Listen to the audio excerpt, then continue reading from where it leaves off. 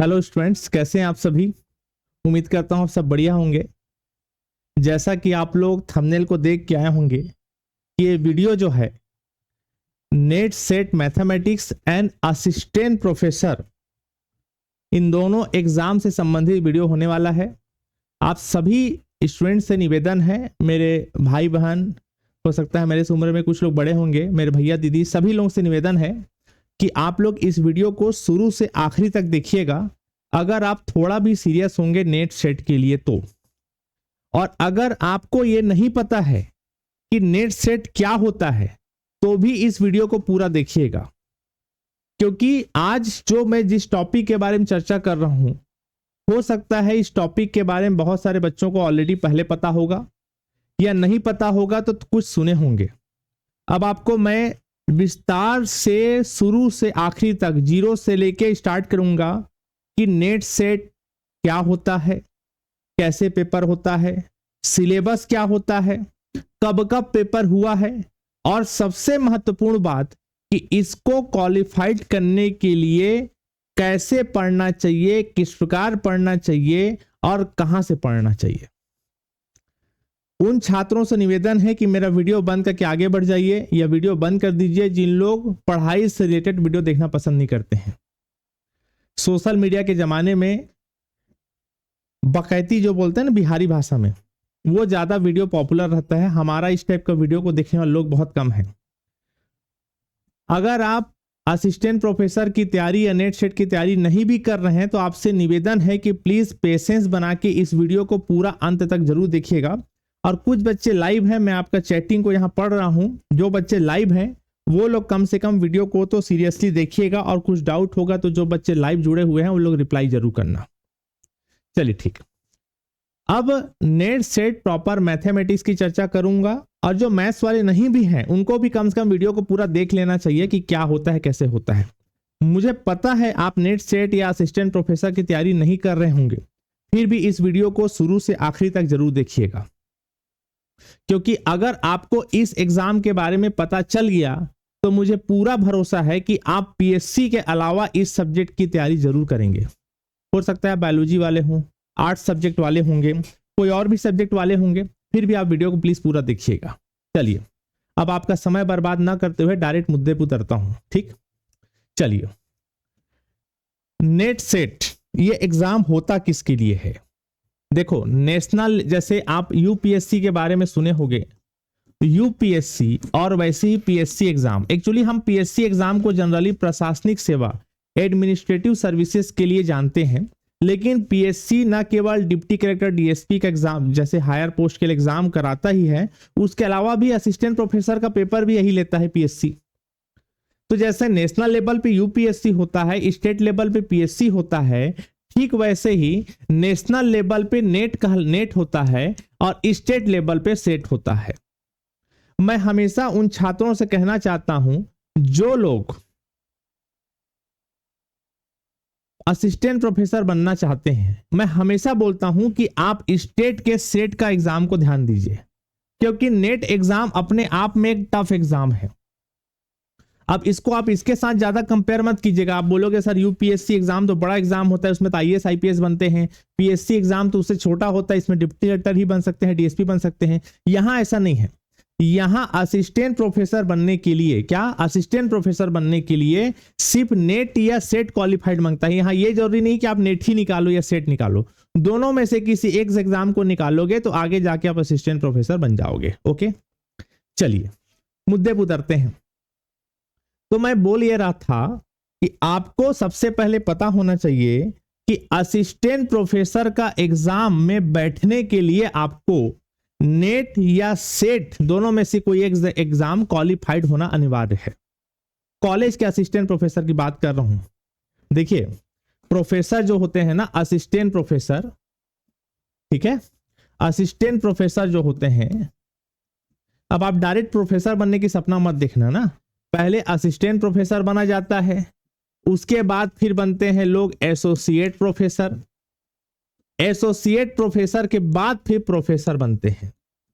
तो आप कोई बोलेगा ना डायरेक्ट हम प्रोफेसर बन गए हैं, तो कोई प्रोफेसर डायरेक्ट नहीं बनता है भाई, पहले असिस्टेंट प्रोफेसर बनते हैं, फिर वो लोग प्रमोट होके एसोसिएट प्रोफेसर बनते हैं, उसके बाद प्रमोट होके प्रोफेसर बना जाता है। कोई डायरेक्ट प्रोफेसर नहीं, प्रोफेसर मतलब बहुत सीनियर बंदा होता है। तो आपको इतना पता चलेगा कि असिस्टेंट प्रोफेसर के रूप में ही आप कॉलेज में ज्वाइन कर सकते हो। देखो असिस्टेंट प्रोफेसर भी 3 टाइप के होते हैं, ध्यान से सुन लीजिए मेरे बात को, आपको सब चीज मैं आज क्लियर कर दूंगा। असिस्टेंट प्रोफेसर में एक होते हैं वो लोग जो लोग मात्र एमएससी किए हैं, वो लोग जो डायरेक्ट बस एमएससी किए हैं। देखो ये वीडियो थोड़ा लंबा हो सकता है, अगर आप थोड़ा पढ़ाई लिखाई के क्षेत्र में इंटरेस्टेड हो तो आप वीडियो को प्लीज पूरा देखिएगा। वीडियो बंद करके भागने वाला स्थिति होगा तो आप कुछ नहीं कर पाओगे जिंदगी में। जिस आदमी के पास सब्र नहीं है, पेशेंस नहीं है, वो कुछ बड़ा नहीं कर पाएगा, इतना याद रखना है ना। जो अगर आप वीडियो को बीच में रोकोगे तो कोई मतलब नहीं है, आप इस फील्ड में नहीं किसी और फील्ड में भी कुछ नहीं कर पाओगे, इतना चीज ध्यान रखिएगा। तो असिस्टेंट प्रोफेसर 3 टाइप के होते हैं। एक बेचारे वो लोग जो सिर्फ एमएससी किए हैं, एमएससी के बेस पे किसी प्राइवेट कॉलेज में चले गए पढ़ाने के लिए, उनको कुछ कॉलेज में 10,000, कुछ कॉलेज में 15,000, कुछ कॉलेज में मैक्सिमम 20,000 दे दिए, बहुत है। इनका जिंदगी का कोई ठिकाना नहीं है। ये लोग एक तरीके से आप बोल सकते हो कॉलेज की दया कृपा में रहते हैं।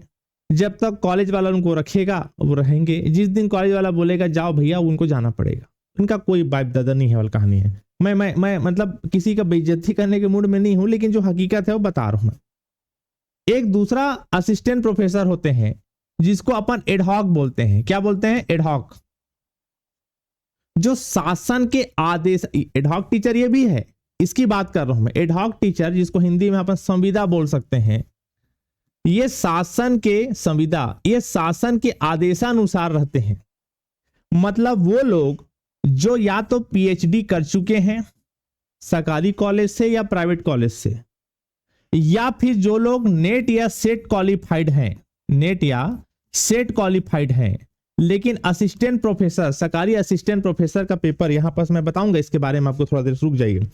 जिसके जो असिस्टेंट प्रोफेसर का पेपर जो पीएससी लेता है, इसका पेपर कौन लेता है? इसका पेपर पीएससी लेगा, ध्यान रखना।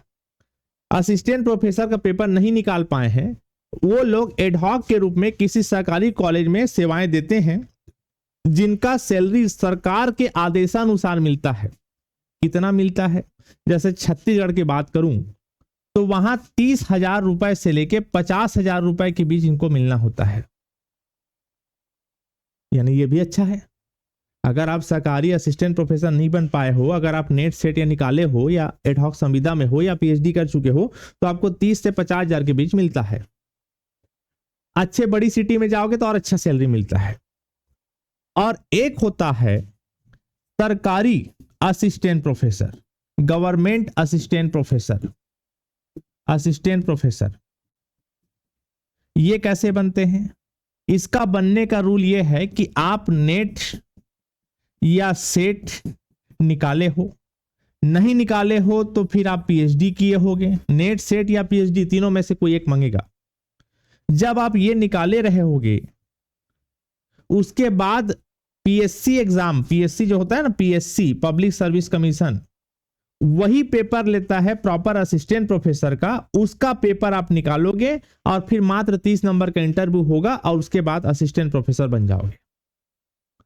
इन एग्जाम की मजेदार बात यह रहता है कि आपको किसी भी प्रकार का रिटर्न एग्जाम नहीं देना है। रिटर्न कहने का मतलब है जैसे पीएससी एग्जाम में प्री होता है, फिर मेंस होता है, पता होगा आपको। तो मेंस में लिखना रहता है निबंध जैसे लंबा चौड़ा। यहां पर वैसा नहीं रहता स्थिति।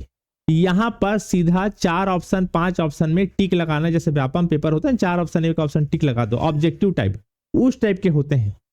कोई वैसा रिटर्न एग्जाम निबंध जैसे नहीं लिखना रहता है आपको।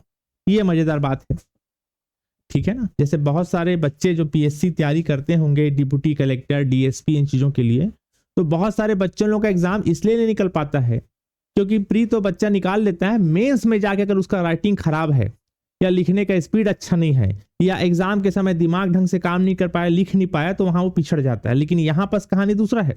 यहाँ पर वैसा निबंध जैसे कुछ भी आपको एग्जाम हॉल में नहीं लिखना है, 4-5 ऑप्शन देगा मल्टीपल चॉइस, उसमें एक ऑप्शन टिक करना है और बात खत्म हो जाता है, ठीक है। साथ में मजेदार बात यह है कि इसमें इंटरव्यू के लिए जब बुलाएंगे तो मात्र 30 नंबर का इंटरव्यू होगा। असिस्टेंट प्रोफेसर की बात कर रहा हूं, अब 30 नंबर इंटरव्यू है, मतलब इंटरव्यू में कुछ बहुत बड़ा खेला नहीं होने वाला। ठीक, तो चलो अब आपको ये चीज समझ में आ गया कि 3 टाइप के प्रोफेसर होते हैं। ये तो बनना मत, क्योंकि इनकी जिंदगी कोई बहुत अच्छी होती नहीं है, पूरा जिंदगी संघर्ष में बीतेगा, क्योंकि कॉलेज के दाय कृपा में रहेंगे। इनकी लाइफ भी कुछ हद तक ठीक है, क्योंकि इनको सरकार के मर्जी से ही निकाला जा सकता है। सरकार की मर्जी मतलब कि जब तक आप नेट सेट क्वालिफाइड हो या पीएचडी कर चुके हो, किसी भी सरकारी कॉलेज में पढ़ाने जाओगे तो आपको तब तक नहीं निकाला जा सकता जब तक वहां कोई रेगुलर भर्ती वाला ना आ जाए। ठीक है, रेगुलर भर्ती वाला कोई आ भी गया तो आपको कोई आसपास का नजदीकी कॉलेज मिल जाएगा जहां सीट खाली, वहां घुस जाओगे तुरंत। ओके, इनका भी सैलरी अच्छा बढ़ते बढ़ते 1 लाख तक जाता है, जो सीनियर हो जा रहे हैं, ध्यान रखना। और एक होता है government assistant professor. Government assistant professor क्या होता है कि गवर्नमेंट असिस्टेंट प्रोफेसर जब वैकेंसी निकलेगा तो वही लोग एप्लीकेशन में फॉर्म डाल पाएंगे जिन लोग या तो नेट निकाले हैं, या तो सेट निकाले हैं, या तो पीएचडी कर चुके होंगे। और उसके बाद असिस्टेंट प्रोफेसर का पेपर होगा और उसमें आप निकल जाओगे, पास हो जाओगे। अच्छी बात यह है कि यहां मैं बार बार उस चीज को बोल रहा हूं कि पीएससी एग्जाम में जैसे मेंस में या यूपीएससी का मेंस एग्जाम में लंबा चौड़ा लिखना रहता है निबंध जैसे, यहां वैसा कुछ नहीं है। टिक लगाओ, बात खत्म करो। चलिए ठीक, अब जो है मैं मुद्दे की बात कर रहा था मेन, कि अभी तो आप नेट या सेट नहीं निकाले हो, नेट सेट निकालोगे उसके बाद असिस्टेंट प्रोफेसर के पेपर में बैठ पाओगे। इसका देखो मैं ये भी चर्चा करूंगा कि इसका पॉजिटिविटी क्या है, निगेटिविटी क्या है, इस चीजों में क्या अच्छी बात है, क्या बुरी बात है, सबकी चर्चा करूंगा। इसलिए वीडियो को पूरा देखिएगा और उसके बाद आप डिसाइड करिएगा कि क्या आपको नेट सेट की पढ़ाई करना चाहिए नहीं करना चाहिए। वीडियो थोड़ा लंबा होगा, मैं पहले बता दे रहा हूं, लेकिन आप सीरियस टाइप के हो गए तो देखिए, नहीं तो बंद करिए, गाना सुनिए।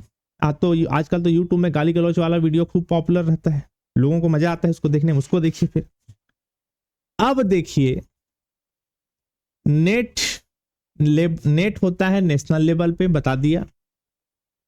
सेट होता है स्टेट लेवल पे। नेट की तुलना में सेट काफी आसान रहता है। क्या रहता है? आसान रहता है, इजी रहेगा, काफी आसान रहेगा। ये काफी आसान है।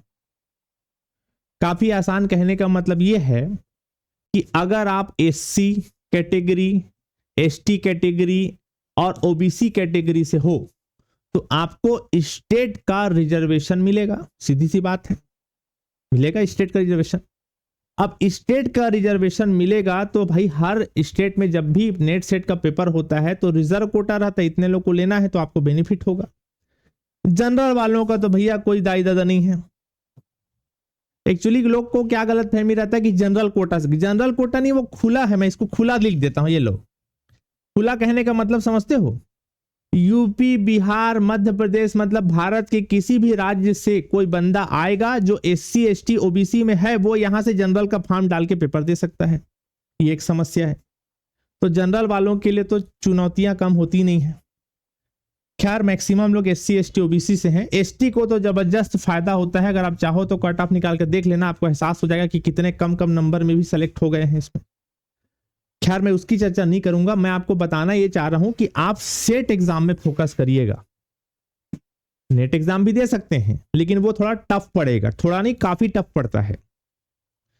लेकिन ध्यान रखना, नेट और सेट दोनों का जो सिलेबस है, क्या सिलेबस, वो सेम रहता है, एज इट इज सेम रहेगा। बस नेट का क्वेश्चन पूछने का तरीका काफी हार्ड हो जाता है और सेट का क्वेश्चन पूछने का तरीका काफी इजी रहता है। जैसे मैं अभी नेट सेट की क्लास कल से चालू कर रहा हूं, तो नेट और सेट का सिलेबस सेम है। जो बच्चा नेट का पढ़ेगा वही सेट का भी पढ़ रहा है, लेकिन इसका क्वेश्चन पूछने का तरीका इजी रहता है। सेट काफी इजी क्वेश्चन पूछता है, ऐसा मेरा मानना है। आप चाहो तो क्वेश्चन पेपर निकाल के देख लेना। कभी कभी होता है ऐसा कि सेट क्वेश्चन हार्ड पूछती है, बाकी क्वेश्चन वो इजी ही पूछता है। स्टेट लेवल का है, सीधी सी बात है। अब इतना आपको समझ में आ गया कि नेट और सेट का सिलेबस सेम है। अब मन में सवाल ये उठता है कि हम नेट सेट की तैयारी क्यों करें? कि सर मैं तो ऑलरेडी व्यापम की तैयारी कर रहा हूं, मैं तो ऑलरेडी पीएससी की तैयारी कर रहा हूं, मैं नेट सेट और असिस्टेंट प्रोफेसर की तैयारी क्यों करूं? अब देखो, इसका भी कुछ क्यों करना चाहिए मैं आपको बता दे रहा हूं। अब मैं सेट लिखूंगा, मतलब समझ जाना, मैं नेट की भी चर्चा करूं कि दोनों का सिलेबस सेम है। मैं हमेशा बच्चों को बोलता हूं कि आप सेट में ज्यादा फोकस करो, जल्दी सेलेक्ट हो जाओगे, ठीक है ना। अब कई लोगों को मन रहता है कि सर हम पीएचडी करें। देखो नेट एग्जाम जब आप पेपर दोगे ना, तो आजकल 3 कैटेगरी के हिसाब से वो मार्क्स देता है। पहला मतलब एक थोड़ा न्यूनतम नंबर आएगा, मैं खैर इसकी चर्चा थोड़ा बाद में करूंगा, रुक जाइए, पहले मैं अभी आपको बता देता हूं कि आपको पहले क्या निकालना है, सेट निकालना है। सेट के बाद फिर पीएससी के अंडर में असिस्टेंट प्रोफेसर का पेपर होगा, उसको देना है। उसके बाद एक छोटा सा होगा इंटरव्यू, उसको देना है, और आप बन जाओगे असिस्टेंट प्रोफेसर। मजेदार बात यह है, मैं इसकी तैयारी करने के लिए इसलिए बोल रहा हूं, असिस्टेंट प्रोफेसर क्लास ए ऑफिसर है। क्या? क्लास ए ऑफिसर। अब आप बोलोगे सर ये क्लास ए क्या होता है? मैं आपको जस्ट बता देता हूं, प्रशासनिक सेवा में, प्रशासनिक मतलब एडमिनिस्ट्रेटिव सर्विसेज में जो आईएएस होता है, क्या आईएएस, वो होता है क्लास ए ऑफिसर। जो आईपीएस होता है वो होता है क्लास बी ऑफिसर। अब आप समझ गए हो कि मैं क्या बोल रहा हूं। क्लास ए मतलब टॉप कैटेगरी का ऑफिसर, टॉप कैटेगरी मतलब कि उच्च स्तर का। डिप्टी कलेक्टर डीएसपी भी क्लास बी ऑफिसर होता है। तो ये प्रशासनिक सेवाओं में हो गई, एडमिनिस्ट्रेटिव सर्विसेज में हो गई। वहीं पास अगर आप शिक्षा विभाग में देखोगे, हायर एजुकेशन में देखोगे, तो आपका जो असिस्टेंट प्रोफेसर है वो आपका क्लास ए में आता है। मतलब आप समझ जाओ कि आपकी जो सैलरी है, अगर आप असिस्टेंट प्रोफेसर बनते हो तो आपकी सैलरी एक आईएएस की सैलरी के लगभग बराबर रहता है। ये तो मोटिवेशन बातें हो गई। सबसे बड़ा चीज तो वही है कि भैया सैलरी कितनी मिलेगा हमको, समझ में आ रहा है। अब मैं आपको बता रहा हूं कि आपको क्यों तैयारी करना चाहिए। एक तो मोटिवेशन आपको बता दिया, दूसरा इसलिए भी तैयारी करना चाहिए कि जो पीएससी एग्जाम होता है स्टेट में, और स्टेट में जो सेट एग्जाम होता है असिस्टेंट प्रोफेसर के लिए, यहां पर जो पीएससी एग्जाम है ये आज के टाइम में इसका कंपटीशन इतना ज्यादा हो गया है कि अगर आप 10 बच्चों से मिलोगे तो 10 बच्चों में से 8 बच्चे उसका तैयारी कर रहे हैं डिप्टी कलेक्टर और डीएसपी बनने के लिए। समझ में आ रहा है। जबकि एक पीएससी में सेलेक्ट होने के बाद आप बनोगे डिप्टी कलेक्टर, डीएसपी, जैसे बहुत सारे एग्जाम होते हैं आप जानते ही हो, उसकी तुलना में सेट एग्जाम निकालने के बाद असिस्टेंट प्रोफेसर बनोगे तो ये क्लास ए ऑफिसर है। क्लास ए ऑफिसर कहने का मतलब है इसकी सैलरी उससे भी ज्यादा होता है। हाँ, अगर आपको ये बन के घूस खाना है तो एक बात अलग है, मैं उसमें कुछ नहीं बोल सकता। अगर आपका उद्देश्य यह है कि मैं डिप्टी कलेक्टर डीएसपी बन के घूस खाऊं, पावर दिखाऊं, तो बात अलग है, आप उसकी तैयारी करिए, मैं उसमें मना नहीं करूंगा आपको। लेकिन आप सैलरी वाइज देखोगे तो असिस्टेंट प्रोफेसर की सैलरी उससे कहीं ज्यादा रहता है। ये क्लास ए ऑफिसर है भाई, सीधी सी बात है। चलिए यहां तक समझ में आ गया मेरे ख्याल से। जितने बच्चे लाइव हैं थोड़ा बीच बीच में रिप्लाई करेंगे। अब देखिए, अब सेट एग्जाम जो होता है लगभग जितना सब्जेक्ट आप सुने होंगे सभी में होता है। बायोलॉजी वाले दे सकते हैं, मैथ्स वाले दे सकते हैं, कॉमर्स वाले दे सकते हैं, सभी लोग देते हैं जनरली। सभी सब्जेक्ट में जनरली होता है, मोटे मोटे सभी सब्जेक्ट में, ठीक है। अब जो है सेट एग्जाम क्या होता है ये मैं आपको बता दिया। ये जो है एक एलिजिबिलिटी, जैसे शिक्षक लोग बनते हैं ना जी, टेट एग्जाम सुने, टेट, शिक्षक लोग टेट देते हैं। टेट एग्जाम देने के बाद ही वो बंदा एलिजिबल होता है शिक्षक बनने के लिए, ठीक वैसे ही सेट एग्जाम है वो एलिजिबिलिटी टेस्ट है। उसके बाद आप पेपर दे सकते हो किसका, असिस्टेंट प्रोफेसर। मजेदार बात यह है कि आप सेट या नेट एक बार निकाले तो फिर दोबारा कभी देने की जरूरत नहीं पड़ेगा, आजीवन एलिजिबल है ये। मतलब एक बार आप सेट या नेट निकाल लिए, उसके बाद कभी भी असिस्टेंट प्रोफेसर का पेपर निकला तो आप उसमें जाके दे सकते हो, आपको दोबारा और कभी पेपर बैठने की जरूरत नहीं पड़ेगा नेट या सेट का, ठीक है।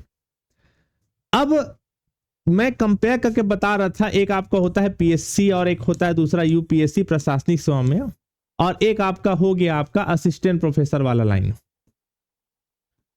इन दोनों किन बच्चों को ये तैयारी करना चाहिए उसको ध्यान दीजिए। जो पीएससी यूपीएससी एग्जाम है ना, ये भली टफ है लेकिन सिलेबस आसान है। सिलेबस आसान कहने का मतलब सिलेबस तो लंबा चौड़ा है, सिलेबस आसान कहने का मतलब है कि यहाँ पर जो सब्जेक्ट रहता है वो क्या रहता है, हिस्ट्री, जियोग्राफी, पॉलिटी, इकोनॉमी, है ना, इतिहास, भूगोल, संविधान, अर्थव्यवस्था, जो चीजें पढ़ते हैं, ये सिलेबस इजी है। इजी कहने का मतलब है पढ़ोगे तो कम से कम समझ में तो आता है। जैसे कोई बंदा 12वीं तक एकदम गधा था, कॉलेज में भी गधा था, अब उसको कुछ ऐसा हुआ कि भाई मैं पीएससी की तैयारी चालू करूं, तो हो सकता है बच्चा कवर कर ले। भाई हिस्ट्री है, अकबर, बीरबल, अलाउद्दीन खिलजी, सब पढ़ रहे हैं बेसिक चीजें, ये चीजें समझ में आ जाती हैं। कोई कोचिंग ना भी करे तो आदमी बुक पढ़ के इसको निकाल सकता है, सीधी सी बात है। क्योंकि यहां पर भली टफ इसलिए है क्योंकि बहुत सारे लोग पेपर दे रहे हैं, लेकिन एक्चुअली में सिलेबस को पढ़ के समझा तो कम से कम जा सकता है कि भाई हम पढ़ के हम समझ सकते हैं। लेकिन असिस्टेंट प्रोफेसर वाला जो लाइन है, जिसके लिए पहले आपको नेट या सेट क्वालिफाइड करना पड़ता है, इस एग्जाम को देने के लिए आपका सब्जेक्ट में अच्छा खासा पकड़ होना जरूरी है। यह फील्ड गधों के लिए तो बिल्कुल नहीं बना है। गधा कहने का मतलब है जो बंदा कॉलेज को अच्छे से नहीं पढ़ा है, मास्टर डिग्री अच्छे से नहीं किया है, उनके लिए ये फील्ड नहीं है। अच्छा, एक चीज और मैं जो बताना भूल जाऊंगा बातों बातों में, इसलिए मैं सामने कॉपी रखा हूं, कुछ बातें भूल ना जाऊं बोल के।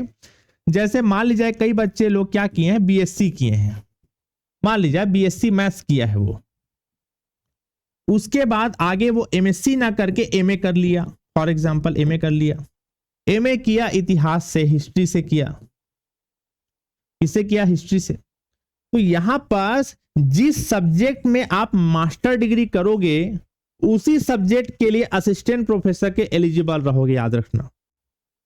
मतलब कई बच्चे ये सोचते हैं कि सर मैं बीएससी मैथ्स या बायोलॉजी ले पढ़ा हूं, उसके बाद तो मैं एमए कर लिया हूं तो असिस्टेंट प्रोफेसर नहीं बन पाऊं। नहीं, बैचलर डिग्री किससे किए हो उससे कोई लेना देना नहीं है। इसमें कितना परसेंट आया था, सप्ली मिला के पास हुए थे, सुपर सप्ली हुए थे, बाय ग्रेस पास हुए थे, उससे भी कोई मतलब नहीं है। जिस सब्जेक्ट में आप मास्टर डिग्री किए हो, पोस्ट ग्रेजुएशन किए हो, उसी सब्जेक्ट के लिए आप असिस्टेंट प्रोफेसर के लिए अप्लाई कर सकते हो, कोई दिक्कत नहीं है। लेकिन एक कंडीशन है, अगर आप जनरल कैटेगरी से हो तो आपको मास्टर डिग्री, एमएससी करो, एमए करो, जो भी करो, उसमें मिनिमम 55% होना अनिवार्य है। और ओबीसी, एससी, एसटी से हो तो आपको मिनिमम 50% होना अनिवार्य है मास्टर डिग्री में। उसके बिना आप नेट सेट का पेपर में ही नहीं बैठ पाओगे। अब आपको अभी तक का वीडियो देख के ये लग रहा होगा कि सर आप तो बड़ा खतरनाक बता दिए, ये तो बहुत टफ चीज है। लेकिन आप थोड़ा वेट तो करिए, मैं आपको आगे जो चीजें बताने वाला हूं उसके बाद आपका इंटरेस्ट जगेगा। देखो, आप जो सेट का पेपर दोगे अपने सब्जेक्ट में जिसमें आप मास्टर डिग्री किए हो, यहां पर कंपटीशन बहुत कम दिखाई देगा स्टेट लेवल में। नेट में तो कंपटीशन है, उसमें तो कोई दो राय नहीं। नेट सेट में आपको कंपटीशन बहुत कम दिखाई देगा पीएससी एग्जाम की तुलना में। पीएससी कहने का मतलब मैं जो बोलता हूं प्रशासनिक सेवा वाला फील्ड, एडमिनिस्ट्रेटिव सर्विसेज जो होता है, डिप्टी कलेक्टर, डीएसपी, उसकी तुलना में सेट में आपके कंपटीशन बहुत कम दिखाई देगा। जो भी बच्चा थोड़ा भी पढ़ेगा वो निकल जाएगा सेट में। सेट के बाद जो असिस्टेंट प्रोफेसर का पेपर होगा वहां भी कंपटीशन कम मिलेगा, बहुत कम मिलेगा, मैं बता रहा हूं। इसलिए बोलता हूं इसकी भी तैयारी किया करो साथ में,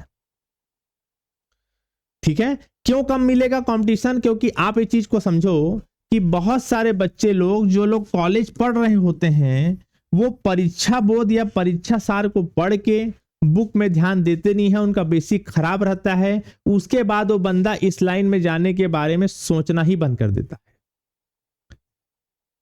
इसलिए कंपटीशन कम, यहां फॉर्म ही कम डलाता है, बहुत कम लोग फॉर्म डालते हैं इसका, ठीक है। और जो पीएससी एग्जाम होता है ना, इसमें ये पीएससी जो एग्जाम है ना, डिप्टी कलेक्टर, डीएसपी जो एग्जाम्स वगैरह होते हैं, इसका इतना हल्ला मचाया गया है मार्केट में कि बच्चा पागल है। उसको लग रहा है कि पीएससी एग्जाम निकाल के डिप्टी कलेक्टर, डीएसपी बन के ही मेरी जिंदगी अच्छी होगी। इन सब एग्जाम के बारे में ना तो वो सुनता है ना कोई बताता है। इसमें एक बड़ा जो मैं जिम्मेदार समझता हूं, वो जो कोचिंग सेंटर वाले हैं उनका भी मैं मानता हूं। यहां के छत्तीसगढ़, ना केवल छत्तीसगढ़, पूरे भारत में जो कोचिंग सेंटर वाले हैं, जो पीएससी कोचिंग चला रहे हैं, वो बच्चों को इतना पागल बना के रखे हैं। उन लोग जो डिप्टी कलेक्टर, डीएसपी जैसे एग्जाम निकल लिया, उनको एज अ राजा प्रेजेंट करते हैं। यही लोग राजा हैं, बाकी तो कुछ नौकरी है ही नहीं। एक बहुत फेमस टीचर ने एक डायलॉग दिया था, मैं नाम नहीं लूंगा, कि नौकरी तो एक ही है आईएएस, बाकी सब नौकरियां हैं। कितना मिसगाइड किया जा रहा है, सोचो समाज को, बच्चों को, कि ये बताया जा रहा है कि भारत में एक ही नौकरी है आईएएस आईपीएस और पीएससी डिप्टी कलेक्टर डीएसपी, बाकी सब नौकरी का कोई मतलब नहीं है। जबकि वहां सिलेक्शन का चांस मेरे ख्याल से 1% से भी कम है।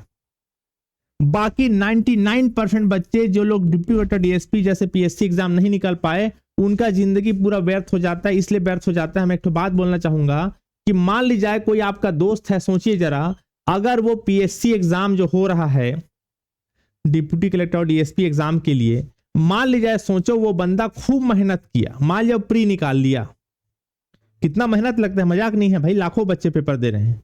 उसके बाद वो मेंस निकाल लिया, कितनी बड़ी बात है, मेंस तक पहुंचा।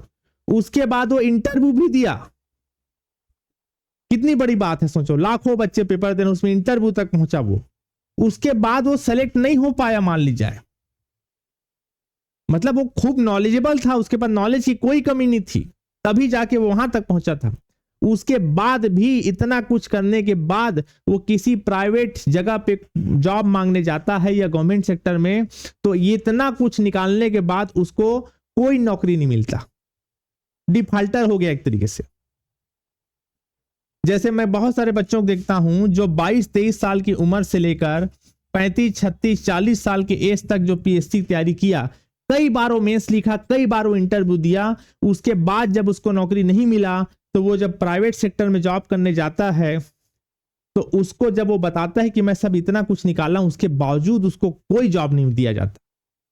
जबकि मेरा मानना है कि इतना कुछ निकालने के बाद उसको कहीं ना कहीं सरकार को ध्यान देना चाहिए, सेटल करना चाहिए, क्योंकि जो बच्चा इंटरव्यू दिया है, मेंस लिखा है, वो पढ़ने वाला बच्चा था, लेकिन इसको डिग्री माना ही नहीं जाता है।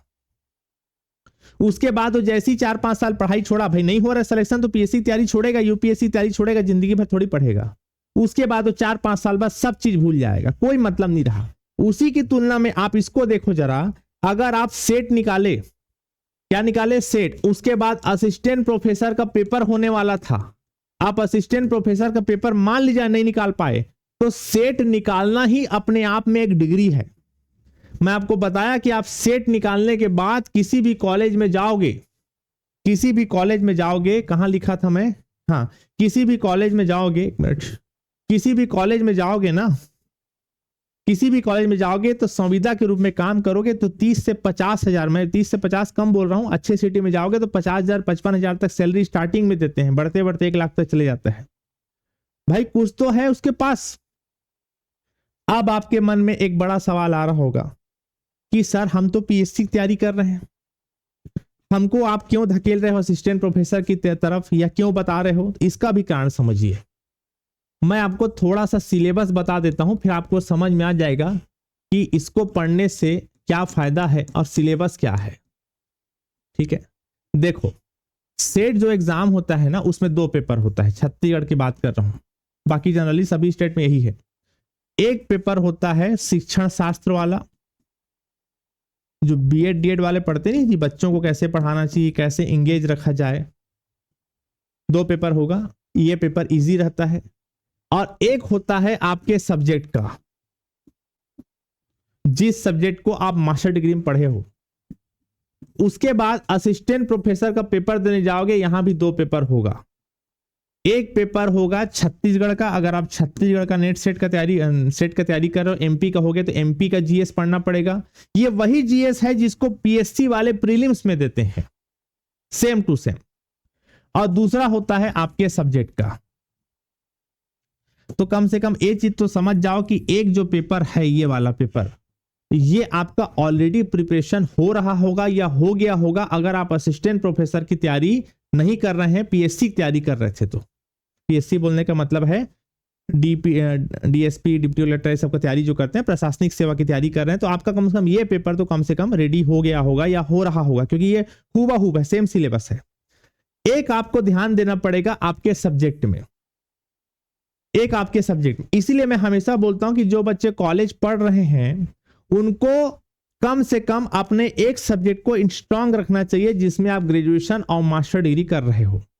क्योंकि इसका फायदा यहाँ तक निकलेगा। फायदा करने का मतलब है कि अगर आप पीएससी की तैयारी कर रहे हो, जहां प्री निकाले, मेंस निकाले, इंटरव्यू तक गए, वहां भी जॉब नहीं मिला, क्योंकि उसके बाद कोई जॉब मिलता नहीं है, लेकिन उसकी तुलना में अगर आप नेट सेट की तैयारी कर रहे हो और नेट सेट की तैयारी करने के बाद मान लिया असिस्टेंट प्रोफेसर नहीं बन पाए, तो कम से कम नेट या सेट के बेस पर आप किसी कॉलेज में 50,000 में पढ़ा तो सकते हो, बेरोजगार तो नहीं रहोगे आप। चलिए, अब मैं तो बेसिक चीज बता दिया। अब यहां वो बच्चे वीडियो स्टॉप कर सकते हैं जो बच्चे मैथ्स वाले नहीं हैं, क्योंकि आगे के वीडियो में मैं पूरा चर्चा करूंगा मैथमेटिक्स के लिए। जो बच्चे नेट सेट मैथ्स वाले हैं, अब मैं पूरा मैथ्स की चर्चा करूंगा, मैथमेटिक्स की चर्चा करूंगा, ठीक है ना। अब यहां तक वो बच्चे हैं जो बायोलॉजी आर्ट्स वाले होंगे, वो वीडियो को बंद करके जा सकते हैं। अच्छा, यहां तक एक तो मैं और छोटा चीज बता देता हूं। यहां पर मैं थोड़ा ये भी बता देता हूं कि इसका पॉजिटिविटी तो सुन लिया कि काफी बढ़िया एग्जाम है, रिटर्न ऑब्जेक्टिव, मतलब पूरा जो क्वेश्चन है वो सब ऑब्जेक्टिव टाइप रहता है, लिखने वाला कहानी नहीं है, निबंध जैसा। इसका एक निगेटिव पॉइंट ये है कि इसका एग्जाम हर साल नहीं होता है, हर 3-4 साल में एक बार ही मौका मिलता है पेपर देने का, ये इसका एक थोड़ा नुकसान है। लेकिन अगर आपका प्रिपरेशन अच्छे से है तो आप निकाल सकते हैं, उसमें क्या दिक्कत है। अब सुनिए, अब हम नेट सेट मैथमेटिक्स की चर्चा करते हैं फुल डिटेल कि क्या सिलेबस है, कैसे होता है, ठीक है। तो यहां पर पहले मैं सेट के बारे में बता देता हूं, उसके बाद नेट में जंप करूंगा। तो जो सेट एग्जाम होता है, जैसे हमारे यहाँ छत्तीसगढ़ में और जनरली सब स्टेट में वही कहानी है, 2 पेपर होता है।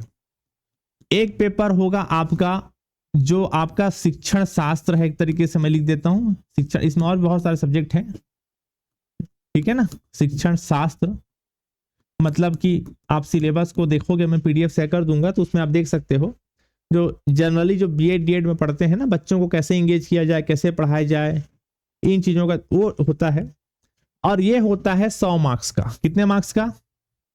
100 मार्क्स के, ठीक है ना। 50 नंबर का हो, सॉरी 100 मार्क्स, टोटल 100 नंबर का होता है, 50 क्वेश्चन आता है। और दूसरा जो पेपर होता है वो आपका सब्जेक्ट का होगा। किसका होगा? सब्जेक्ट का। जैसे आप मैथ्स वाले हो तो मैथ्स में दोगे, फिजिक्स केमिस्ट्री वाले तो केमिस्ट्री दोगे, फिजिक्स वाले तो फिजिक्स में दोगे। इसमें टोटल जो है आपके 200 मार्क्स के क्वेश्चन आते हैं और 100 क्वेश्चन पूछेगा, यानी टोटल मिला लिया जाए तो टोटल जो है टोटल 150 क्वेश्चन आएगा। कितना क्वेश्चन? 150 क्वेश्चन आएंगे। और उसके बाद टोटल 300, हर क्वेश्चन 2-2 नंबर के है ना, तो 300 मार्क्स का क्वेश्चन आएगा। मैं जो कट ऑफ की बात करूं तो जनरल का कट ऑफ समझते हो, न्यूनतम वो नंबर जिसमें सिलेक्शन हो जाता है। तो कट ऑफ की बात करूं तो जनरल का कट ऑफ जनरली 50% जा रहा है, यानी 300 नंबर में 150 नंबर ले आओगे तो सिलेक्शन होने का चांस है। ओबीसी की मैं बात करूं तो 45% ले लो, और एससी एसटी की बात करो तो लगभग 40% लेके चलो। फिर भी आप अपने आप को जनरल समझ के तैयारी करिएगा, कभी कभी नंबर ऊपर नीचे हो गया तो दिक्कत हो जाएगा, ठीक। नेट सेट के पेपर देने के बाद फिर उसके बाद असिस्टेंट प्रोफेसर का पेपर होगा। असिस्टेंट प्रोफेसर का पेपर कौन लेगा? पीएससी लेगा, ध्यान रखिएगा, पब्लिक सर्विस कमीशन लेता है। इसके अंदर 2 पेपर होता है। एक पेपर में पूरा आपका पूछेगा छत्तीसगढ़ वही है जो पीएससी वाले बच्चे प्रीलिम्स के लिए पढ़ते हैं। और एक पेपर होगा आपका सब्जेक्ट का। सब्जेक्ट मतलब जैसे आप मैथ्स से दे रहे हो तो मैथ्स का। यहां भी कहानी यह है कि 50 क्वेश्चन आएंगे, हर क्वेश्चन 2 नंबर का, यानी 100 मार्क्स के होंगे। सब्जेक्ट में आपके सेट जैसे यहां पर 100 क्वेश्चन आएंगे और हर क्वेश्चन 2 नंबर का, यानी 200 मार्क्स के आपके होंगे। ओके, यानी टोटल यहां भी 150 क्वेश्चन पूछेगा 300 मार्क्स के। इसका भी कट ऑफ लगभग वही है जो सेट में जा रहा है। जनरल के लिए 50%, 55 मान के चलिए, 5% ओबीसी के लिए कम कर दीजिए, और 40% के आसपास एससी एसटी मान के चलिए, पर फिर भी आप अपने आप को जनरल मान के पढ़ो। जब ये निकाल लोगे तो फिर आपको इंटरव्यू के लिए बुलाया जाएगा। इंटरव्यू में ज्यादा बर्डन नहीं है, टोटल 30 मार्क्स का इंटरव्यू होना है। अगर आप एवरेज भी इंटरव्यू दे के जाओगे तो 15 से 20 नंबर आ जाता है, जिसमें आप सिलेक्शन ले लोगे। अब नेट और सेट का मैं बोला सिलेबस, देखो ये जो पहला पेपर है उसको तो आपको खुद से पढ़ना है, उसको के लिए कोई कोचिंग वोचिंग नहीं होता है, उसको क्या कोचिंग पढ़ोगे, बुक ला के पढ़ोगे, समझ में आ जाता है। सेकंड जो पेपर है आपका सब्जेक्ट, इसकी चर्चा करता हूं मैं। सेकंड पेपर सेट का जो एग्जाम है या नेट का जो एग्जाम है, मैथ्स की चर्चा कर रहा हूं मैं, फिजिक्स केमिस्ट्री बायोलॉजी वाले होंगे तो सिलेबस आप यूट्यूब में सर्च कर लीजिएगा, उसका मैं कोई जिम्मेदारी नहीं ले रहा हूं। मैं मैथ्स जो पेपर है पेपर टू इसका सिलेबस का चर्चा करता हूं, चूंकि सिलेबस दोनों का सेम है। अब देखिए ध्यान से सुनिएगा मेरी बात को, सिलेबस क्या है, मैं सामने कॉपी रखा हूं सॉरी, ताकि मैं कुछ मिस ना कर जाऊं बोलते बोलते। अब वीडियो को आप यहां तक देखे होंगे तो मुझे पूरा यकीन है, मैं अपना कहा, एक मिनट रुकिएगा ना, मैं कुछ मिस कर गया क्या है, बस यहाँ बस एक सेकंड रुकिएगा ना प्लीज, कहाँ रख दिया उसको, चलिए ठीक है। अब आप जब यहां तक वीडियो को देख लिए होंगे तो मुझे पूरा यकीन है कि आप एकदम सीरियस बंदे होंगे, आप एकदम सीरियस पर्सन होंगे तभी वीडियो को यहां तक देखे हैं। मैथ्स का सिलेबस की अब चर्चा कर रहा हूं। अब मैथ्स के सिलेबस में ध्यान दीजिएगा, आपको सिलेबस में पूरा नहीं पढ़ना है। मैथ्स के सिलेबस में है रियल एनालिसिस। अच्छा एक तो बात और मैं बोल दे रहा हूं, एक तो बोलते बोलते भूल जाऊंगा। अगर आप जैसे मैथ्स वाले हो, चूंकि मैं मैथ्स का ही पढ़ाऊंगा, कल से क्लास आपकी चालू हो जाएगी। अगर आप मैथ्स वाले हो और मैथ्स में आपको पता है कि आपके पास मिनिमम क्या होना चाहिए, बीएससी होना चाहिए, उसके बाद क्या होना चाहिए, एमएससी होना चाहिए। अब एमएससी में भी ध्यान रखना, जनरल वाले हो तो 55%, ओबीसी एससी एसटी वाले हो तो 50% होना अनिवार्य है, इस बात को ध्यान रखना, तो सेट का पेपर ही नहीं दे पाओगे। एमएससी, कई बच्चे ये बोलते हैं कि सर हम कोरोना काल में पास हुए हैं एमएससी, या एमएससी हम कॉलेज में पढ़ भी रहे थे तो बहुत सीरियस वाले बच्चे नहीं थे, हमारा एमएससी का पोर्शन कमजोर है।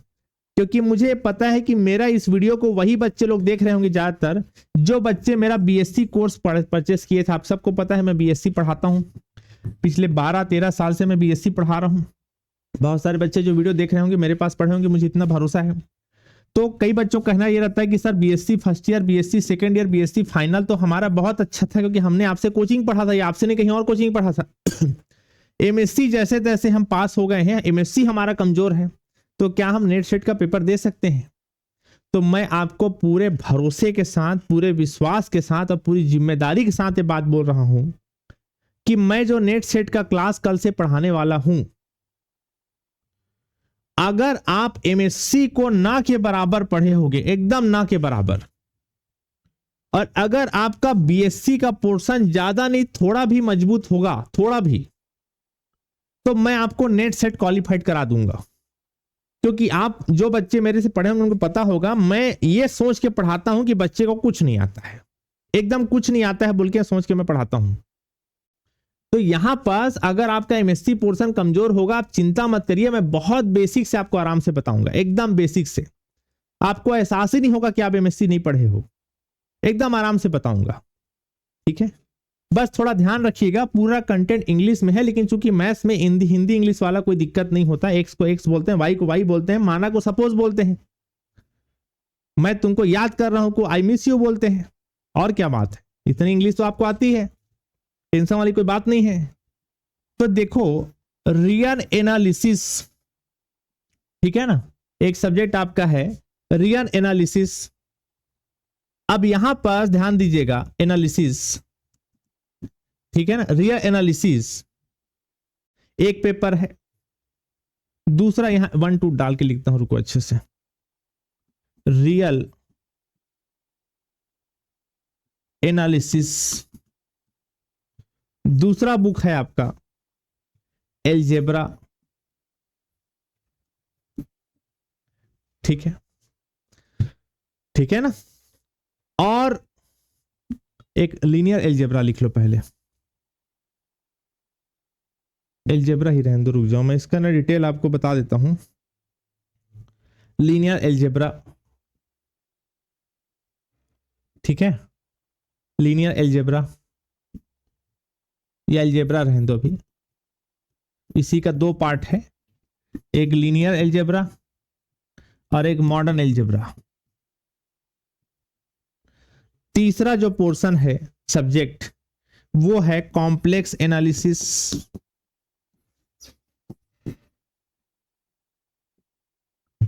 चौथा जो सब्जेक्ट है वो आपका ओडी और पीडी ये है। उससे पहले टोपोलॉजी लिखने का रुक जाओ, टोपोलॉजी। और पांचवा जो सब्जेक्ट है वो आपका ओडी और पीडी है। ध्यान से सुनिएगा, मैं ना एक एक डिटेल में बता रहा हूं कि कौन कौन से पोर्शन से कितना कितना क्वेश्चन आता है नेट और सेट में। अब ध्यान से सुनिएगा, अगर आप, ठीक है, अगर आप जो है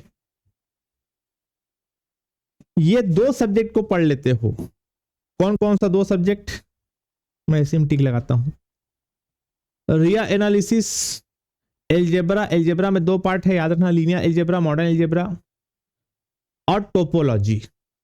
अगर आप इन तीनों को पढ़ लेते हो, पहला नंबर में बोला, कौन कौन सा बोला मैं, इसको बोला, इसको बोला और इसको बोला। अगर आप तीनों को पढ़ लेते हो तो यहीं से 50 से 55% क्वेश्चन न केवल नेट में बल्कि सेट में सफिशिएंट है। इतना में आप असिस्टेंट प्रोफेसर के एग्जाम में बैठने लायक एलिजिबल हो जाओगे। और भी सब्जेक्ट है बहुत सारे छोटे छोटे, लेकिन मैं सबको नहीं गिन रहा हूं। समझ में आ गया मेरी बात? ये सब्जेक्ट है जिसको आप पढ़ोगे तो आपका काम चल जाएगा। यहां जो टोपोलॉजी है ना, वो एमएससी में जो टोपोलॉजी है उससे ज्यादा संबंधित नहीं है, ध्यान रखना। जो आप बीएससी में पढ़ते थे ना, मैट्रिक स्पेस वगैरह, वो है सब ज्यादा इसमें टोपोलॉजी में। तो आपको इतने ही सब्जेक्ट को ध्यान देना। मैं हालांकि कॉम्प्लेक्स को लिख दिया, इसको पढ़ सकते हो, बाकी इस तीनों को सब्जेक्ट को पढ़ लिए तो सेट तो आराम से क्वालिफाइड हो जाएगा, आपका आराम से क्वालिफाइड हो जाएगा। अब सवाल ये उठता है कि कितने कितने दिन में खत्म हो जाएगा हमारा। जैसे अगर आप रियल एनालिसिस को पढ़ोगे, किसको, रियल एनालिसिस को, अगर दिन में 3-3 4-4 घंटा पढ़ोगे तो आपका ये 30 दिन में मोटा मोटी खत्म हो जाएगा। 1-1 घंटा पढ़ोगे तो फिर और गुणा कर लेना। वैसे इस बात को भी ध्यान रखना कि अभी फिलहाल छत्तीसगढ़ में इस साल तो पेपर नहीं हो रहा है सेट का, व्यापम का टाइम टेबल जारी हो गया है। अगले साल पेपर होगा। मैं बार बार बोल रहा हूं, नेट सेट का सिलेबस सेम है, लेकिन आपको सेट में ज्यादा फोकस करना है क्योंकि सेट एग्जाम निकलने का चांस ज्यादा रहता है। ओके, तो आपको ध्यान देना है कि आप जो है अभी आपके पास पर्याप्त समय है। आप डेली पर डे 1 घंटा भी अगर आप दे रहे हो तो अगले साल जो सेट एग्जाम होने वाला है वो क्वालिफाइड हो जाओगे। एक छोटा सा बात और मैं बता देता हूं, जो बच्चे लोग एमएससी फाइनल में होंगे, किसमें, एमएससी फाइनल ईयर में हैं इस साल, वो लोग सेट एग्जाम जब भी होगा पेपर दे सकते हो। जो अगर आप एमएससी फाइनल में हो और उस साल मान लीजिए सेट एग्जाम हो रहा है तो आप पेपर दे सकते हो, फाइनल वाले बच्चे अपीयर कर सकते हैं। इस बात को ध्यान रखना। तो यहां पास ये बोल रहा था रियल एनालिसिस 30 दिन में खत्म हो जाएगा। अलजेब्रा जो पोर्शन है, अलजेब्रा, वो आप मान के चलो अलजेब्रा को टोटल पढ़ने में, अब्स्ट्रैक्ट अलजेब्रा,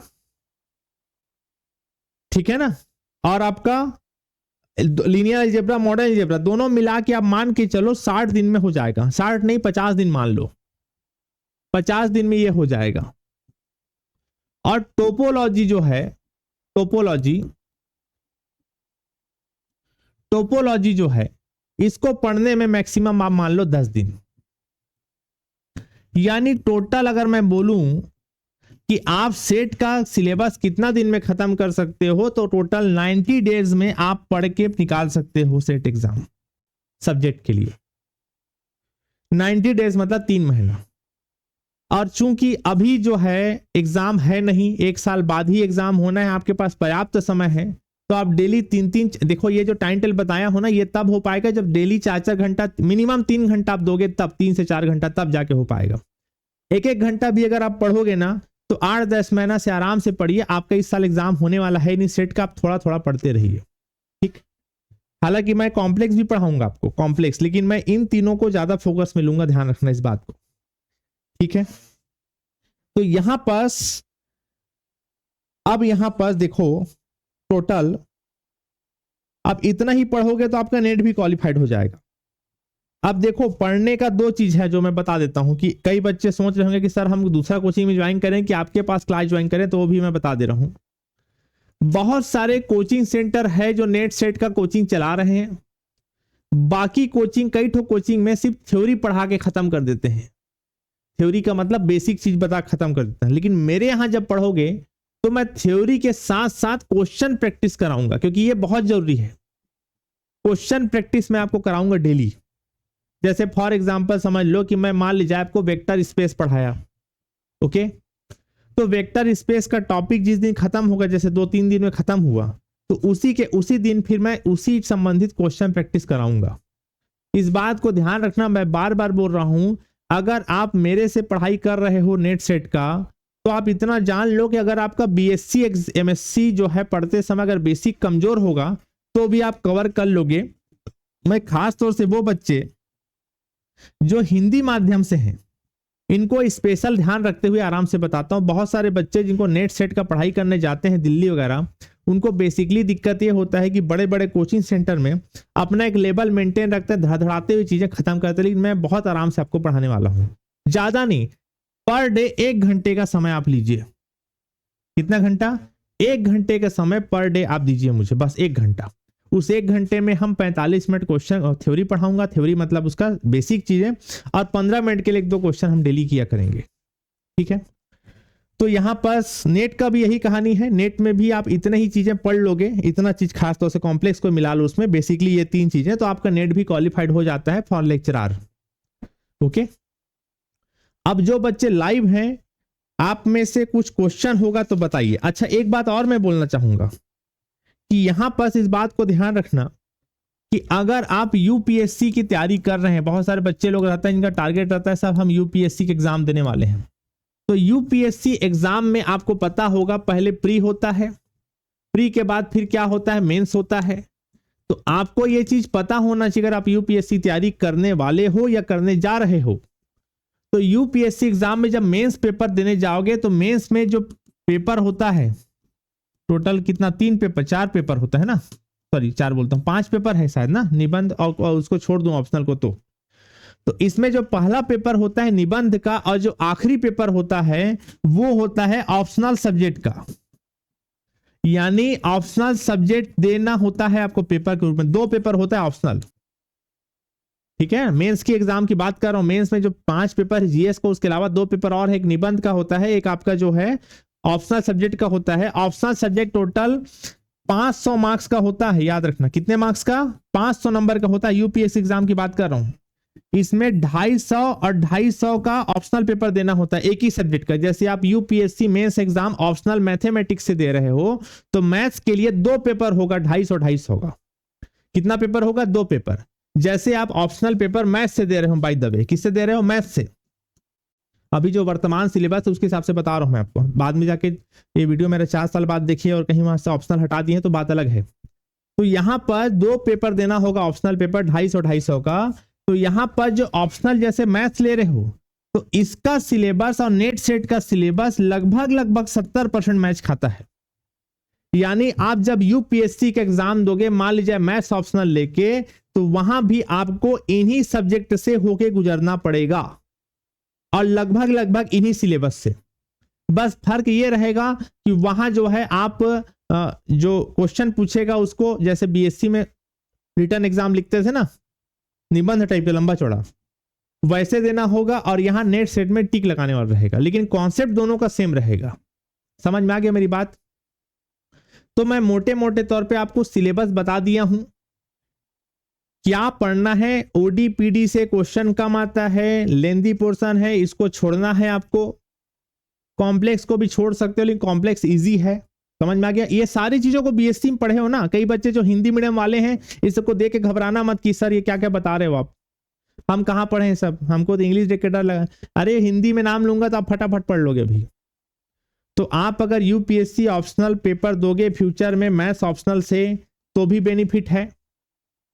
नहीं दे रहे हो तो नेट सेट कम से कम ध्यान दिए रहना। मैं आपको इस एग्जाम के लिए इसलिए बता रहा हूं ठीक है ना। मैं इस एग्जाम के लिए इसलिए बता रहा हूं क्योंकि आपका जो पीएससी एग्जाम है डिप्टी कलेक्टर डीएसपी के लिए जो होता है, और जो यूपीएससी एग्जाम है, यहां इतना भीड़ हो चुका है, इतना भीड़ हो चुका है। ये सिलेबस टफ नहीं है इसका, ऐसा नहीं है सिलेबस टफ नहीं है, लेकिन इतना भीड़ हो चुका है कि पॉइंट पॉइंट में बच्चे चूक रहे हैं। ना केवल इसमें बल्कि व्यापम एग्जाम अगर आप दोगे ना, स्टेट लेवल का जो व्यापम एग्जाम होता है, व्यापम जो एग्जाम होता है, यहां भी इतना भीड़ हो चुका है ना कि मैं अब बता नहीं सकता। एक एक नंबर के नाम से कई कई हजार बच्चे पीछे हो जाते हैं।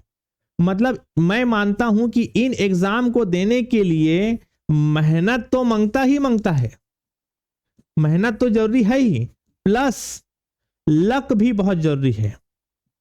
किस्मत जिसको हिंदी में बोल सकते हो, किस्मत।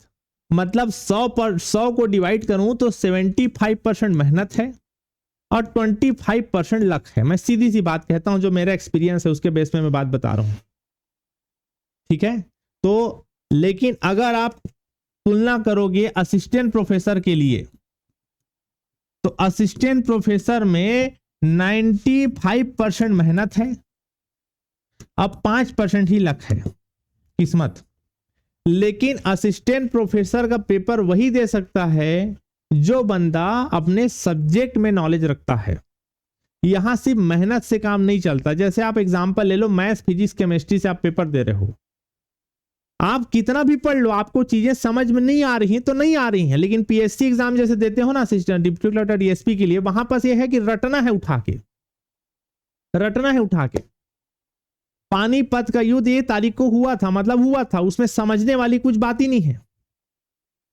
बच्चे भले ही कोचिंग जाते हैं, उसके लिए कोचिंग वाला सिर्फ गाइड करता है और थोड़ा ट्रिक बताता है कि इस तरीके से पढ़ो, समझ में आ गया ना।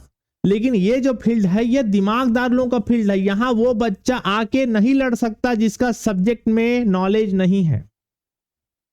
यहां पास मेहनत तो है लेकिन मेहनत कम है, दिमाग ज्यादा लगाना है आपको। साइंस वाला सब्जेक्ट है ना, या आर्ट्स वाला सब्जेक्ट में जाएंगे तो भी। तो मतलब कहने का मतलब यह है कि आप जो है, आपको मैं सिलेबस बता दिया हूं। यूपीएससी एग्जाम फ्यूचर में दोगे तो क्या फायदा होगा, इसी का सिलेबस लगभग 70-80% आपका मैच कर जाता है। मैं सिर्फ ऑप्शनल मैथ्स की बात नहीं कर रहा हूं। अगर आप हिस्ट्री, ज्योग्राफी, पॉलिटी से भी असिस्टेंट प्रोफेसर बने हो तो उसका सिलेबस यूपीएससी ऑप्शनल में आप हिस्ट्री, ज्योग्राफी, पॉलिटी लोगे तो लगभग 70-80% मैच करेगा ही करेगा, ठीक है। तो आपको मैं देखो बता दिया कि आपको क्या क्या पढ़ना है, कितना कितना दिन में कहां गया, कितना कितना दिन में मोटे मोटे तौर पे कवर हो जाएगा, ठीक है। अच्छा, ये तो हो गया। मैं बार बार आपको सेट एग्जाम के लिए चर्चा इसलिए कर रहा हूं, ठीक है ना। सेट एग्जाम के बारे में चर्चा मैं आप लोग और कुछ थोड़ी छोटा आप लोग को बोलने के लिए मैं एक बार देख लेता हूं। मैं आप लोग को बार बार सेट एग्जाम की चर्चा इसलिए कर रहा हूं कि ये सेट एग्जाम ऐसा है जिसको निकाला जा सकता है। बहुत सारे बच्चों का नेट भी निकलता है, लेकिन नेट थोड़ा टफ हो जाता है और दोनों का वही वैल्यू है। अगर आप स्टेट में नेट निकाले हो तो आप स्टेट में होने वाले असिस्टेंट प्रोफेसर के लिए एलिजिबल रहोगे। अगर आप नेट निकालोगे तो भारत में कहीं भी किसी भी राज्य में असिस्टेंट प्रोफेसर का पेपर होगा तो वहां फॉर्म भरने के लिए एलिजिबल रहोगे। लेकिन मैं चाहता हूं कि आप अपने स्टेट के असिस्टेंट प्रोफेसर में ज़्यादा फोकस करो, क्योंकि 80-90% बच्चे SC ST OBC से रहते हैं। जब आपको आपका स्टेट SC ST OBC का रिजर्वेशन का फायदा दे रहा है तो क्यों ना उसका फायदा उठा के अपने ही राज्य में सिलेक्शन जल्दी ले लिया जाए, वो ज़्यादा बेनिफिट रहेगा, ठीक है। तो आज का वीडियो बस यहीं तक। उम्मीद करता हूं आपको आज का वीडियो समझ में आया होगा। जो बच्चे लाइव जुड़े हैं वो लोग बताइए कुछ डाउट है, क्योंकि कल से अपन क्लास चालू कर देंगे। मैं फिर बोल दे रहा हूं, आप सेट का भली पढ़ोगे लेकिन आपका नेट का भी तैयारी कंप्लीट होते जाएगा साथ में, क्योंकि दोनों का सिलेबस एकदम हुबहू सेम है अपने सब्जेक्ट के लिए ना। जिस सब्जेक्ट का आप तैयारी कर रहे हो उसके लिए दोनों का सिलेबस सेम है। बस नेट का मतलब ऐसा नहीं कि आप सेट का पढ़े हो तो नेट का पेपर नहीं, बिल्कुल आप नेट का पेपर दे सकते हो। बहुत सारे बच्चे जो सेट का तैयारी करते हैं वो लोग नेट भी निकाल लेते हैं, दोनों का सिलेबस सेम है। बस इसके लिए आपको क्वेश्चन प्रैक्टिस बहुत करना पड़ेगा, ठीक है। तो चलिए ठीक है, थैंक यू सो मच। मैं वीडियो को बहुत लंबा करूंगा तो फिर आप वीडियो देखना भी बंद कर दोगे। लेकिन जो बच्चे सीरियस कैंडिडेट होंगे वो लोग जरूर देख रहे होंगे। कल से हमारा यूट्यूब में नेट सेट का लाइव क्लास स्टार्ट हो जाएगा। डेली 1 घंटा मैं आपका लूंगा, बस 1 घंटा ही आप पढ़ो ढंग से, क्योंकि इस साल तो अभी 2025 में सेट का एग्जाम दिखाई नहीं दे रहा है, 2026 में होगा।